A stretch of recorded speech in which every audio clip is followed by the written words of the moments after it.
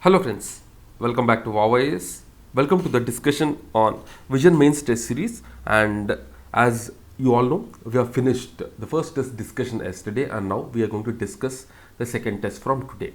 And this is part 1, and in this part we are going to discuss the first 5 questions. Now let's quickly begin. But before we begin, a small information for you all. All the details of our videos and the content is available in our Telegram channel. This is our Telegram channel which has about 10,000 members. You can just type VOWIAS in Telegram and join our Telegram channel to get more updates timely. Now let's quickly begin. So the first question is on the erosional and depositional landforms created by movements of the glaciers. But before that, the first test is on polity and the second test is on geography. Okay, the second test is on completely geography. So yeah, let's continue with this. So this directly is on the erosional and depositional landforms. So whenever a glacier erodes or whenever there will be depositions from the glaciers, some certain landforms will be created. So we have to discuss about them. So introduction can be from the definition of glaciers. Glaciers are nothing but masses of ice moving as sheets over land or down of the mountains in trough-like valleys. They are formed through accumulations. Compaction and recrystallization. ACR, you can just remember like that: accumulation, contraction and recrystallization of snow. The movement is slow and it forms various landforms. Now what are the landforms? The first is erosional and second one is depositional landforms. First we will see the erosional landforms. In the erosional landforms, the first is the glacial valley. Glacial valley means the trough-like U-shaped with broad floors and smooth and steep sides. That is the glacial valley. Next is cirque. The cirque is nothing but it's a bowl-shaped depression at the head of the glacial valley. For alpine glaciers, the cirques are areas where the snow accumulated and modified into glacial ice called tan. That is cirque. Next one is horn. The pyramidal peaks, when several cirques chisel mountain for 3 or more sides. The highest peak of Alps, the Matterhorn, and Himalayas are horns formed by headward erosion of the radiating cirques. So ऊपर का जो भी part होता है when it erodes, okay, तो उसका होता है horn. Next is arete. They are formed as spiky highland between two glaciers. Spiky highland between two glaciers, that means जो भी दो glaciers है उसके बीच में the highland which is formed is called as arete. Next is steppe. Abrupt change in the longitudinal slope of the glacial valley. So glacial valley जो है इसका when there is abrupt change in the longitudinal slope, that's why it's called as steppe. Next is bergstand, which is nothing but it's a form when the crevices or wide crack opens along the head wall of the glacier, visible in summer when the snow is gone. That is the thing about the bergstand. Next, depositional landforms. The various depositional landforms, like the first is the till deposit. The unassorted coarse and fine debris dropped by melting glaciers is called glacial till. Next is outwash plain. Streams formed by melting of ice at the bottom and the sides or lower ends of the glacier. Some amount of rock debris small enough to be carried by such melt water streams is washed down and deposited. Such glacial deposits are outwash plains. So these are outwash plains. Next is moraines. Moraines basically are the long ridges of deposits of glacial till. Currently we have the terminal moraines, lateral moraines, horseshoe shaped ridge, the ground moraines and medial moraines. These are the moraines. Next is eskers.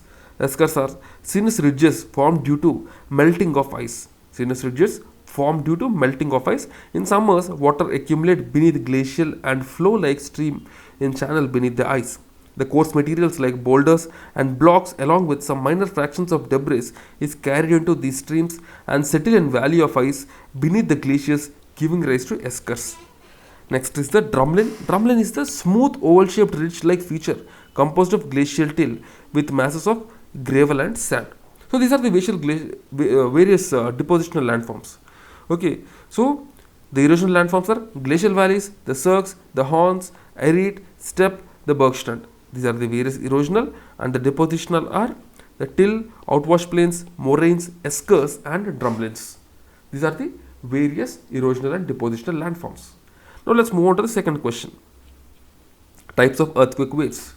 See, earthquakes basically is an important topic both for prelims as well as for the mains.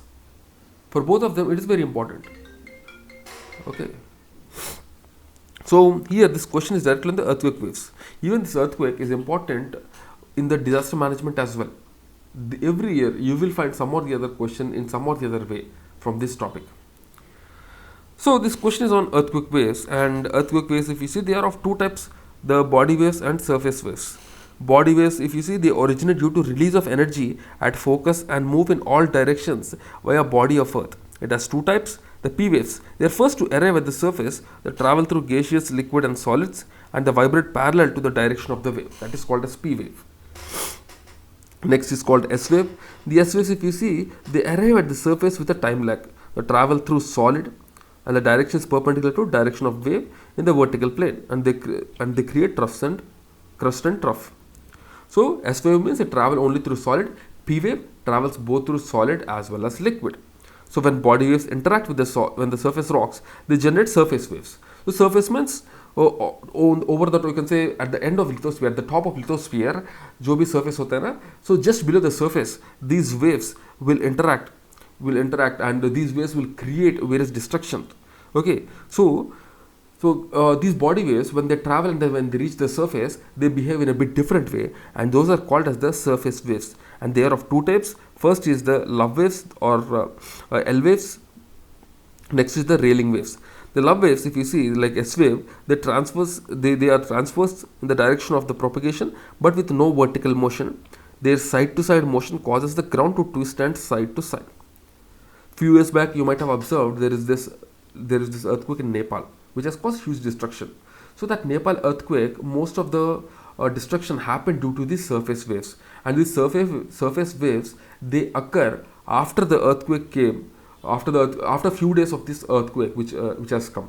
Okay, let's say earthquake came on a certain day, Monday, then these surface waves will be coming till the next 10-15 days. It will be like that. Next is railing waves. Railing waves, they create rolling up and down motion with the elliptical and retrograde particle motion confined to vertical in direction of propagation. Okay, so this is about railing waves. So S waves, P waves, L waves, R waves.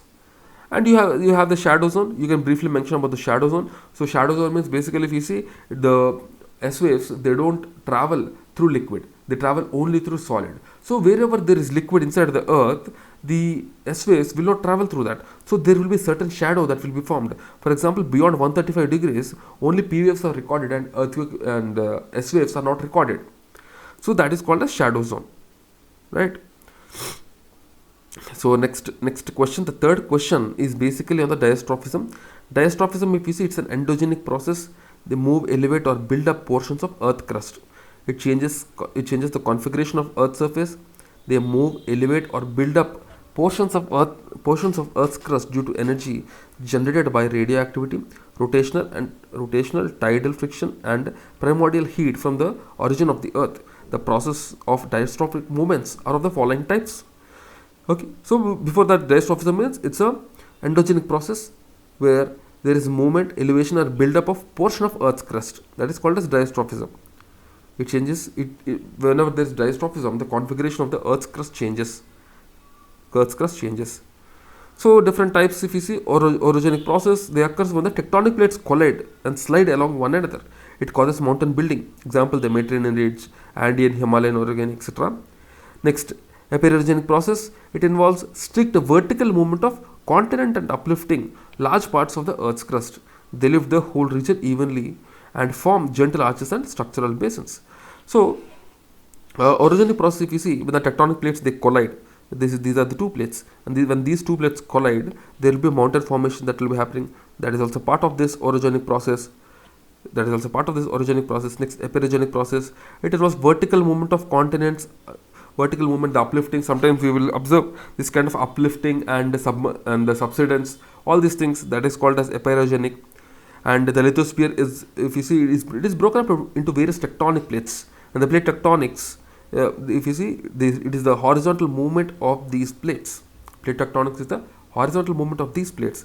The current distribution of continents and oceans is result of the plate tectonics. Next, earthquakes.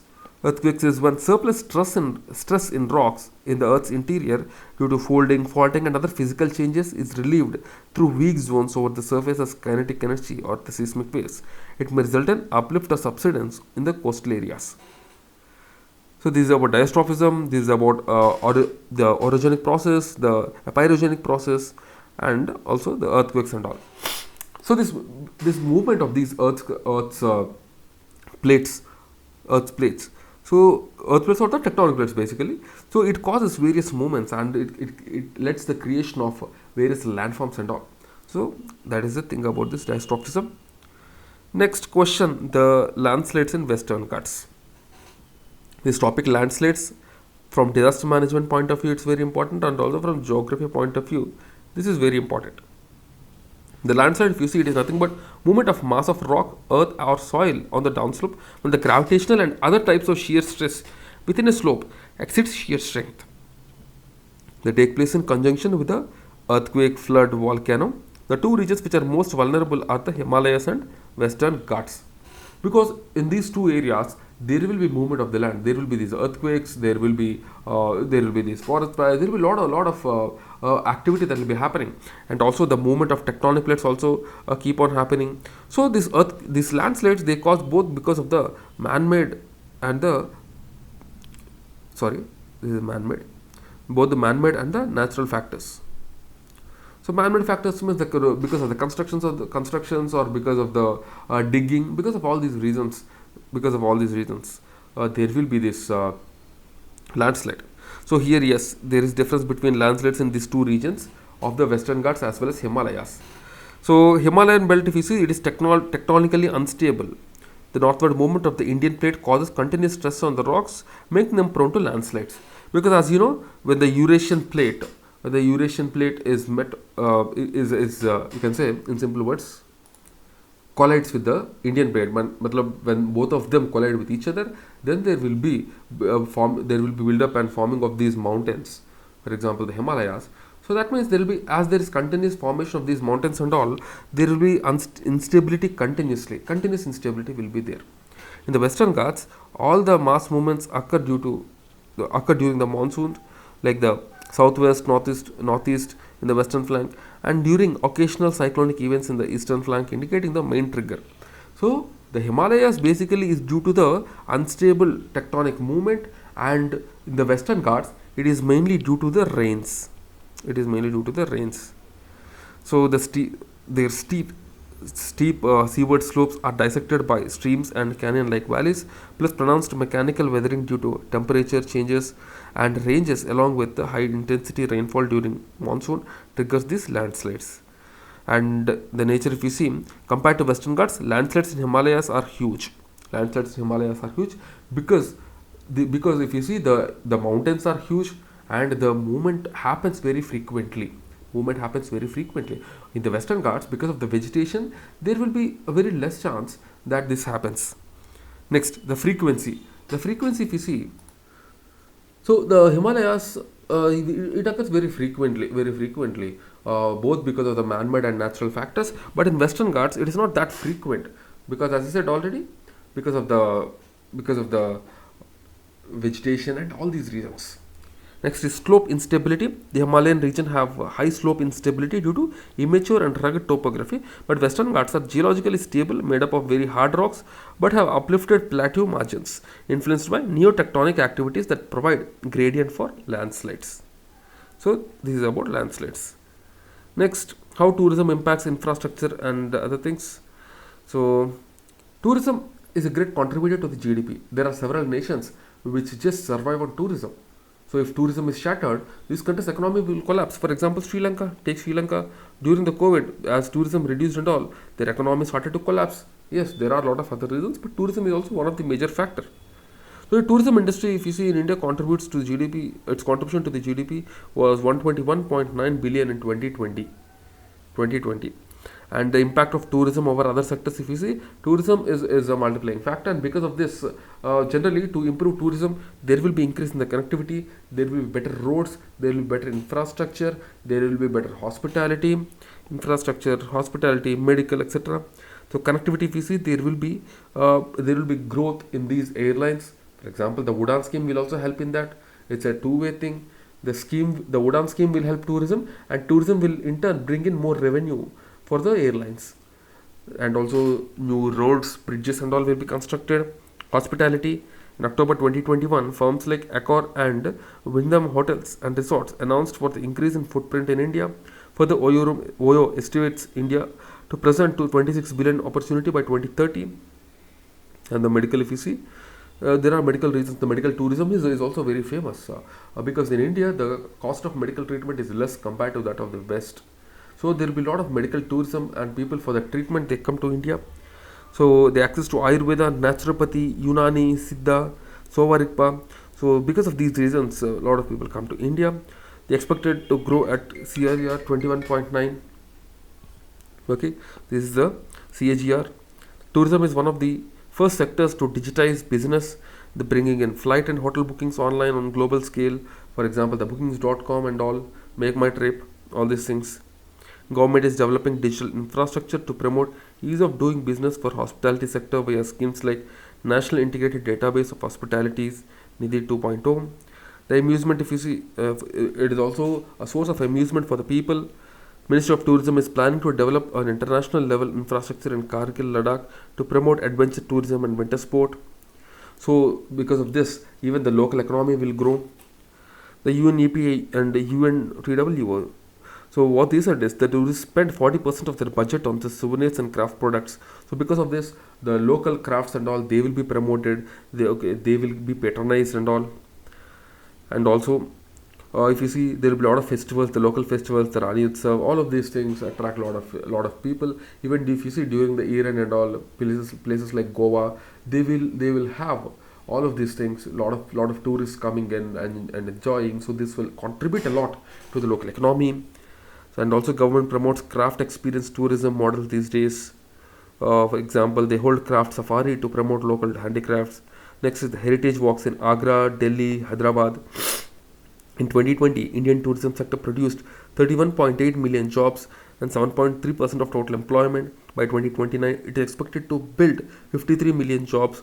Many branding initiatives like Incredible India and Atiti Deva Bhava are the steps forward in the right direction. So these are the 5 questions for the day. Hope you have enjoyed them. Tomorrow again, we will meet and discuss the next 5 questions. That is from question number 6 to question number 10. Okay, so that's it guys from my side. I'll see you again tomorrow. Thank you. Jai Hind.